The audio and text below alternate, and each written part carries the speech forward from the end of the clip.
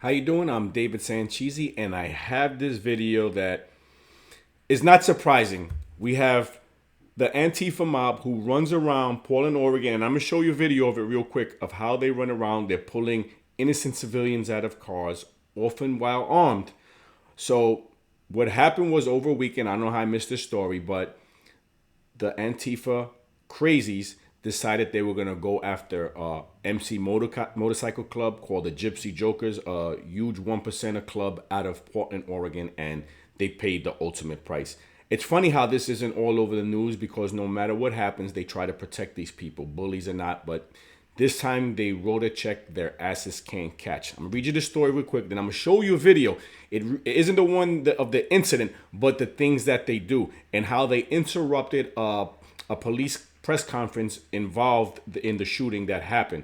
And they try to, of course, get the narrative, blame the police. These same people who hate the police, always trying to defund the police, then go on to blame the police for the shooting. Anyway, let me read you the story real quick. I want you to check this out.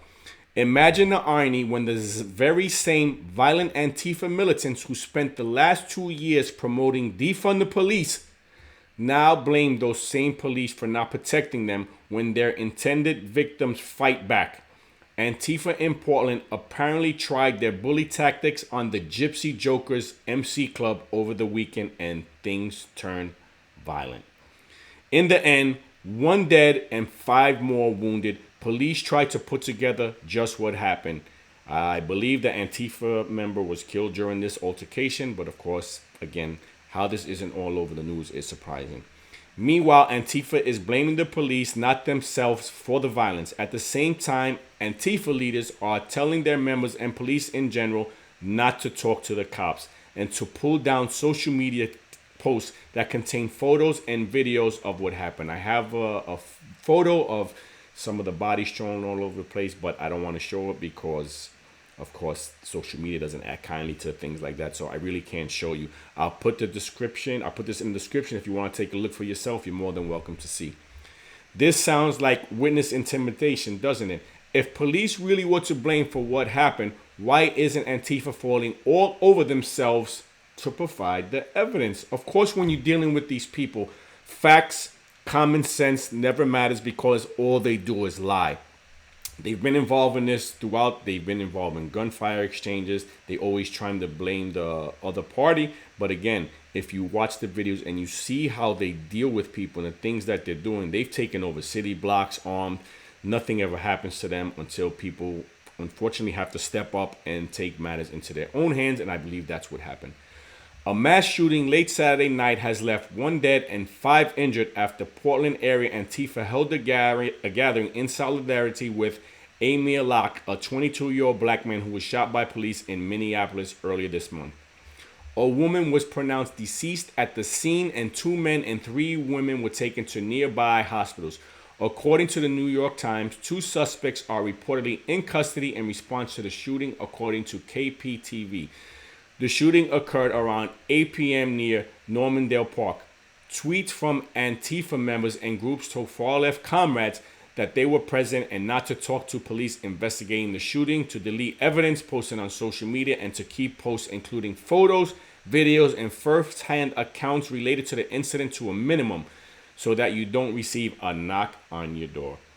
Antifa journalist Melissa Lewis, who was a co-plaintiff in a failed frivolous Antifa troll lawsuit filed in federal court against the Post-Millennials editor-at-large Andy Knowles, said that one of us got a chunk of the shooter. See what I mean? That's why they don't want anyone to see, and that's why they're telling everyone to pull the post off, because maybe they didn't know who these people were at first, and of course they're always bullying people, and again, they wrote a check their asses could not cash.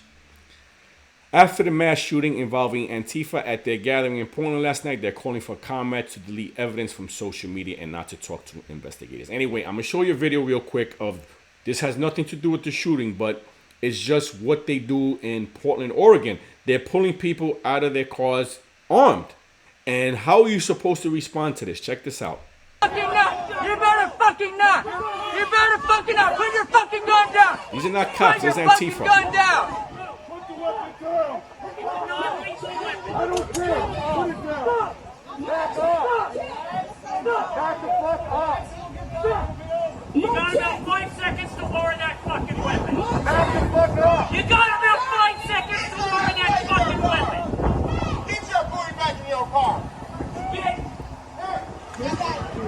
You want this fucking march of yours to go bad? You tell these cocksuckers to move.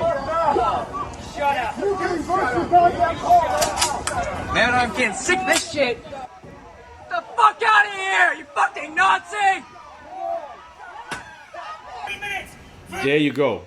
They're pulling citizens armed. A citizen responds, and you can see how that easily escalates into a shooting. Anyway, here goes the press conference. The police try to talk about the shooting, and here goes one of the lunatics from Antifa telling her side of the story. Tell them what happened. 20 minutes! Last night. 20 white minutes supremacists. for a fucking ambulance! We're 20 getting feds minutes. from all these white supremacists. 20 Guess minutes what? for a fucking They started ambulance! shooting. 20 Y'all, minutes. August 22nd. How many cops were off on August 22nd? How many cops were off? Letting them shoot at us in the street. Letting us buck all this shit. I ain't gonna stand here and let these cops lie. I'm not going See the to cops stand not here having it. and let these cops lie when they are sending gypsy jokers to kidnap us. When they are sanctioning this violence against us. As Ted Wheeler is telling these white supremacists to stand back and stand by. We are. And here goes the officer trying to leave, and they surround him and threaten him and everything else. Anyway, I just wanted to show you that video to show these people are out of their minds. They go in the streets. They're consistently pulling people out of their vehicles. They're threatening people. You saw what they did in 2020. And right away, they start to cry, being the victim in typical liberal fashion. Anyway, I wanted to show you that how this wasn't over or all over every news channel is pretty surprising, and I kind of missed it, so I'm bringing you up on it and showing you what happened and how, once again, the Antifa terrorists wrote a check their asses can't cash. Anyway, thanks for watching, and I'll talk to you soon.